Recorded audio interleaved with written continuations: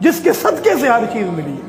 تو یہ بات یاد رکھیں، میلاد شریف ہے، جتنا ہو سکتا ہے حضور کی آمد کی خوشی کریں۔ اور یہ جو بھونڈے سے اعتراض ہے کہ جی آپ غریبوں کو کھانا کھلا دیں، آپ غریب بچیوں کی شادی کر دیں۔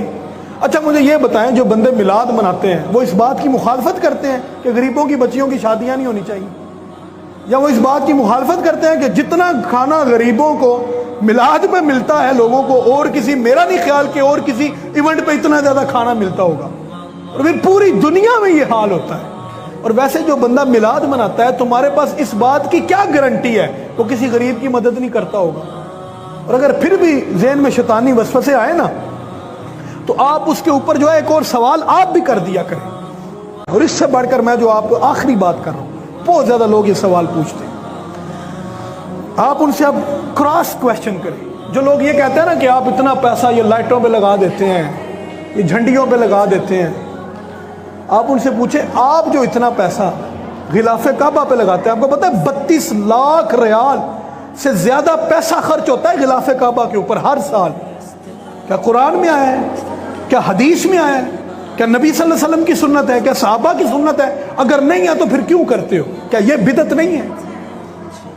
یہ مسجدوں کے محراب حضور کے زمانے میں نہیں تھے، کیا یہ بدعت نہیں ہے؟ جس مسجد میں بیٹھے اس کے قالین کیا حضور کے زمانے میں تھے؟ یہ بدعت نہیں ہے؟ جن پنکھوں کے نیچے بیٹھے ہو یہ بدعت نہیں ہے؟ یہ جو سپیکر ہے کیا یہ بدعت نہیں ہے؟ یہ لائٹنگ بدعت نہیں ہے؟ کہاں بھاگ کے جاؤ گے؟ یہ ٹوٹیاں بدعت نہیں ہے؟ پکی مسجدیں بدعت نہیں ہے؟ پھر تو ساری کی ساری اسلام کی عمارت کو کمزور کر کے رکھ دو گے اگر تمہارے اصولوں پہ پرکھیں گے۔ اتنا سی آپ بات یاد رکھ لیں، اگر کوئی آپ کو پریشان کرے، ہر وہ چیز جائز ہے، یہ کلیہ ہے، ایک قاعدہ ہے، اس کو یاد رکھ لیں، ہر وہ چیز جائز ہے جس سے شریعت منع نہیں کرتی، بس بات ختم۔ اب اگر یہ جو قرآن مجید ہم لوگ پبلش کرتے ہیں، چھاپتے ہیں، کیا حضور کے زمانے میں تھے ایسے قرآن؟ جواب تو دیں، تھے؟ نہیں تھے، تو پھر کیوں آپ استعمال کرتے ہیں؟ کیا یہ بدعت نہیں ہے؟ جس طرح کہ ہم لوگ کپڑے پہنتے ہیں، آپ لوگ گھڑیاں پہنتے ہیں، موبائل رکھتے ہیں، آپ لوگ سواریاں کرتے ہیں، موٹر سائیکل، گاڑیاں، اچھے اچھے بنگلے، یہ کچھ چیز بھی ایسی نہیں جو حضور کے زمانے میں ہو، تو کیا یہ سب بدعت نہیں تھی؟ اور سب سے بڑی بدعت وہ مولوی خود ہے، کیونکہ وہ بھی حضور کے زمانے میں نہیں تھا۔ جو بندہ یہ اعتراض کرتا ہے، اور یہ صرف شیطانی وسوسے۔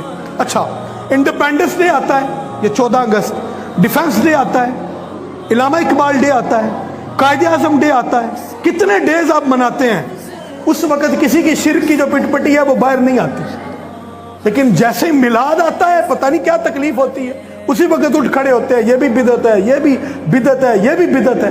پوچھے نا 14 اگست بدعت نہیں ہے، وہ کیوں مناتے ہو؟ اس میں تو خود جاتے ہیں۔ پھر اس سے بڑھ کر، اچھا صحابہ کرام کی زندگی میں اتنی مرتبہ آیا، انہوں نے نہیں منایا، حضور نے اپنی زندگی میں نہیں منایا، ابو بکر کے زمانے میں اتنی مرتبہ آیا، حضرت عمر کے زمانے میں اتنی مرتبہ آیا، حضرت عثمان کے زمانے میں اتنی مرتبہ آیا۔ میں یہ کہتا ہوں اگر یہ بات تمہاری مان بھی لی جائے، اور یہ ایک باوجود اس کے صرف نظر کہ حضور نے اپنا میلاد خود منایا ہے، میں اگلے جمعے پہ، بلکہ اس سے اگلے جمعے پہ میں آپ کو بتاؤں گا صحابہ نے بھی اپنا حضور کا میلاد منایا ہے۔ اگر آپ جس طرح آپ اعتراض کرتے ہیں حضرت ابو بکر نے نہیں منایا، فلاں نے نہیں منایا، فلاں نے نہیں منایا، مجھے بتائیں کس صحابی نے حضرت ابو بکر کا دن منایا ہے؟ وہ بدعت نہیں ہے؟ کس صحابی نے حضرت عثمان کا دن منایا ہے؟ کس صحابی نے حضرت عمر کا دن منایا ہے؟ وہاں کوئی بدعت شرک نہیں۔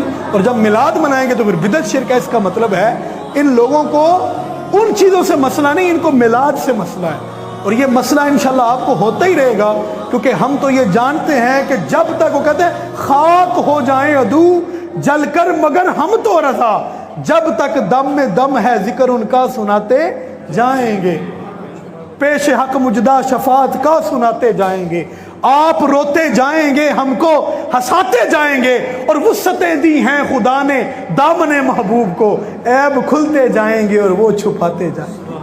اللہ سے دعا ہے کہ اللہ ہمیں عمل کی توفیق